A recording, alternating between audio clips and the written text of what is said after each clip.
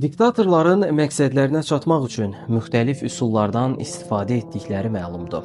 Demək olar ki, onların hər biri müxtəlif mexanizmlərlə tam hakimiyyətə yiyələnə bildilər, amma keçmiş diktatorlara nəzər salsaq, onların heç birinin uzunmüddətli sabitliyi qoruya bilmədiyini görərik. Adətən diktatorun ölümü ilə onun yaratdığı sistem də dağılır, amma bu nöqtədə sizə fərqli bir ailə tarixindən bəhs edəcəyik. Dünyanın ən qapalı və ən sərt rejimli ölkəsi olan Şimali Koreyada atadan oğula keçən bir diktatura sistemi mövcuddur. Hətta ailə üzvləri öləndən sonra belə qurduqları bu sistem işləməyə davam eləyir. Yəni Şimali Koreyadakı hazırki sistemi indiyə qədər heç kim dağıda bilməyib.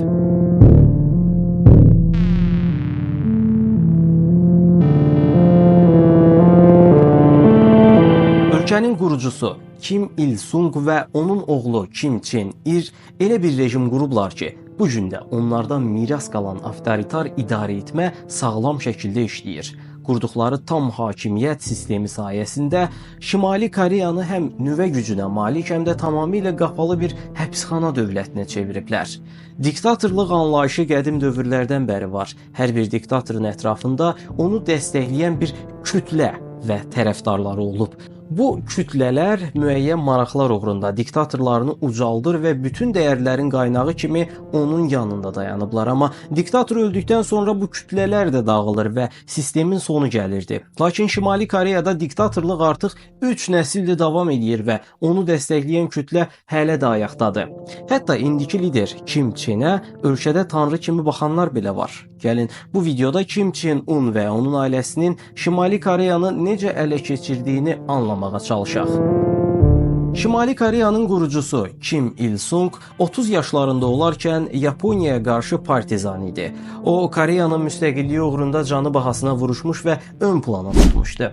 İkinci Dünya müharibəsi dövründə Koreya böyük qarışıqlıq içində idi. ABŞ əskərləri ölkəyə cənubdan, Sovet əskərləri isə şimaldan daxil olublar. Sovet İttifaqı şimalda hakimiyyətə Yaponiyaya qarşı fəaliyyətləri ilə tanınan Kim Il-sungu gətirib. Elə o illərdən Kim Il-sung idarəçilik anlayışını inkişaf etdirib və Sovet lideri Stalini örnək alıb. Stalinin Sovet İttifaqını idarə etmək üçün istifadə etdiyi taktikaları Koreya üçün tətbiq etməyə başlayıb. Bunlardan biri şübhəsiz ki, davamlı təmizləməkdir.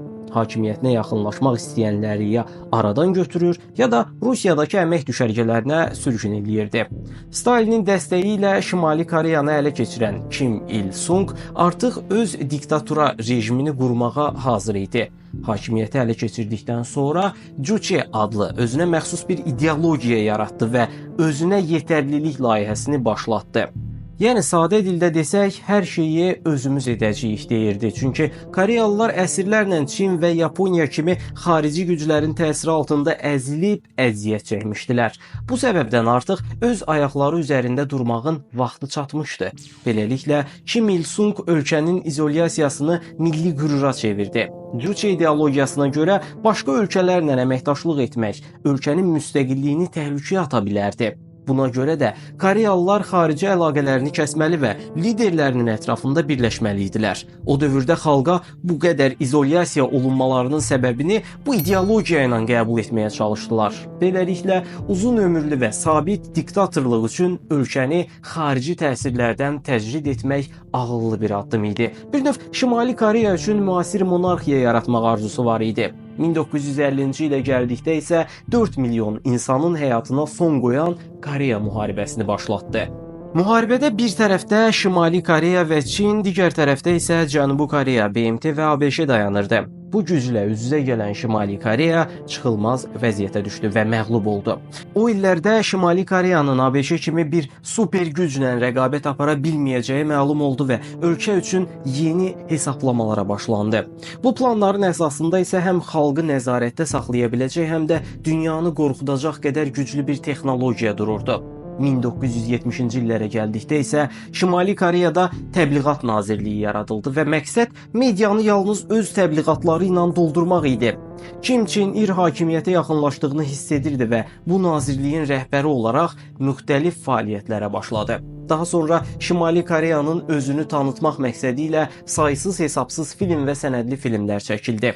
Bu filmlərin çoxu ölkənin qurucuları haqqındaydı və həddindən artıq şişirdilmiş hekayələrdən ibarət idi. Bəzilərini desək, Kim Chen İrin doğumu yağışlı bir gündə göydən gələn bir qaranquş tərəfindən müjdələnmişdi. Bu xəbərdarlıqdan dərhal sonra qarlı hava yerini parlaq 2 qat göy qurşağına vermişdi. Bu zaman Koreyalılar böyük coşqu ilə oxuyub rəqs etməyə başlamışdılar. Kim Il-sung'un ölümü yaxınlaşdıqca oğlu Kim Chen Ir haqqında yayılan xəbərlər daha da absurdluğa çevrilmişdi. Məsələn, Kim Chen Ir 3 həftəliyində yeriməyi, 8 həftəliyində isə danışmağı öyrənmişdi. Həmçinin hava hadisələrini idarə edə bilir və tam 1500 kitab yazmışdı. Fiziki olaraq o qədər kamil idi ki, güya heç vaxt tualetə belə getmirdi. Əgər məntiqi çərçivədən baxsaq, bütün bunların ağlabatan heç bir tərəfi yoxdur və sadəcə böyük bir uydurmadır, amma o dövrdə Şimali Koreya xalqı o qədər cahil idi ki, qarşılarına çıxarılan hər şeyə inanırdılar. Xalq hadisələrə məntiqi yanaşa bilmirdi və liderləri haqqında deyilən hər tərifli xəbəri qəbul eləyirdi. Bu şəkildə xalqın rejimə daha da bağlanması təmin edilirdi və beyinləri yuyulurdu. Amma əbədi lider Kim Il-sung xəstələnib, Kim Chen İrin hakimiyyəti yaxınlaşanda onun haqqında çəkilmiş, şişirdilmiş filmlər və sənədli filmlərdəki uydurma bacarıqlarının həqiqətə uyğun olmadığı üzə çıxdı.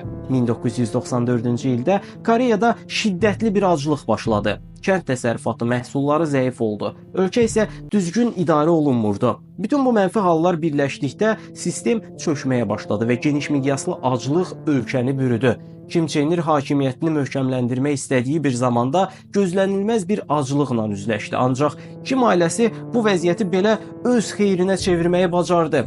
Əbədi hakimiyyət üçün ölkədəki aclıq vəziyyətindən öz maraqları naminə istifadə etdilər. Çünki kasıb, ac, təhcrid olunmuş insanlar heç bir təhlükə yaratmır. Xalq zəifləyir və üsyana təşviq olunmur. Acı olsa belə, tarix boyu insanları ac saxlamaq həmişə nəticə verib. Məsələn, Stalin Ukraynadakı aclıqdan istifadə edərək Sovet İttifaqını bir arada saxladı və Ukraynanın müstəqillik ideyalarını aradan qaldırdı. Əslində, Kim ailəsi heç vaxt öz xalqını doyura bilmədi. Onlar bunu bacardıqlarını düşünsələr də, Şimali Koreyalılar heç vaxt rifah və zənginlik görmədilər. Sovetlərdən asılı yaşayırdılar və onlardan gələn dəstək sayəsində ayaqda qalırdılar. 90-cı illərin əvvəllərində Sovet İttifaqı dağıldıqda tamamilə tək qaldılar və iqtisadiyyatları çökdü. 1990-cı illər Koreya üçün domino effekti yaratdı və faciələr bir-birini izlədi. Belə ki, yüz minlərlə Şimali Koreyalı aclıqdan həyatını itirdi. Şimali Koreya xalqının ən acınacaqlı illəri məhz bu 90-cı illər idi. Aclıq böhranının ortasında Şimali Koreyanın güya ölümsüz lideri Kim Il-sung 1994-cü ildə vəfat etdi. Xalq böyük bir yasa büründü və uzun müddət özlərinə gələ bilmədilər. Beləliklə, Kim Chen Ir ac və kədərli ölkəni təhvil aldı. Xalqı toparlamaq üçün ABŞ-yə qarşı siyasət aparmağa başladı. Koreyanın Amerika təhdidi altında olduğu barədə bir görüntü yaratdı və bütün xalqı buna inandırdı. Həll yolu kimi isə yenidən Koreya müharibəsini gündəmə gətirdi.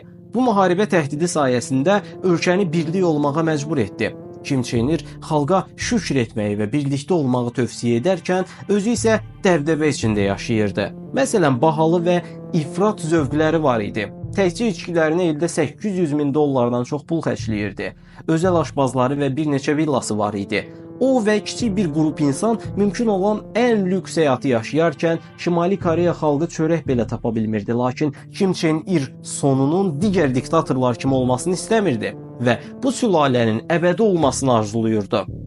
Cəmiyyətdə hər kəs Kim Chen İrin təcrübəsiz olduğunu, atası kimi karizmatik və müqəddəs sayılmadığını, rejimin gec-tez çökəcəyini düşünürdü, amma Kim Chen Ir ona inanmayanları ən qorxunc addımlarla geri oturtmağı bacardı.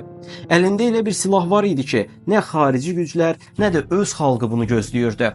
2003-cü ildə Amerika Birləşmiş Ştatlarının işğalı ilə devrilən Saddam Hüseyn aradan qaldırıldı. Adolf Hitlerin hakimiyyəti isə 1945-ci ildə Berlinin mühasirəsi zamanı intihar etməsi ilə sona çatdı. Müammar Qəddafini də unutmayaq. 2011-ci ildə NATO bombardmanları ilə sonu gözləniləndən daha tez çatdı. Bu cür nümunələrin yaşanmaması üçün Kim Chen Ir ən böyük çəkindirici gücü inkişaf etdirməyə başladı.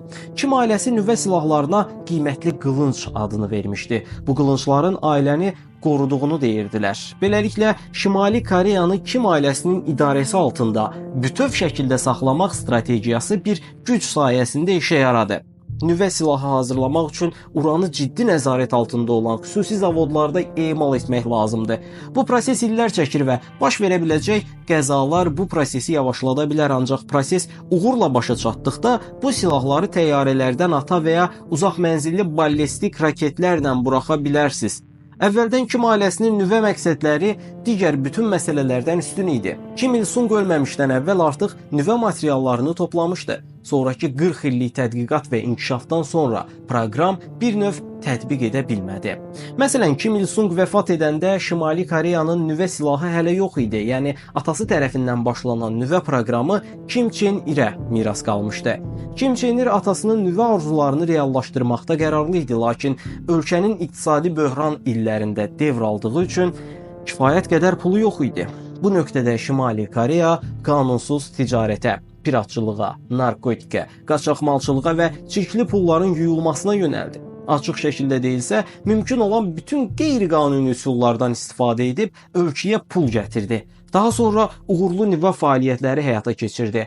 2011-ci ilə gəldikdə isə Kim Chen İr vəfat etdi və yerinə oğlu Kim Chen Un keçdi.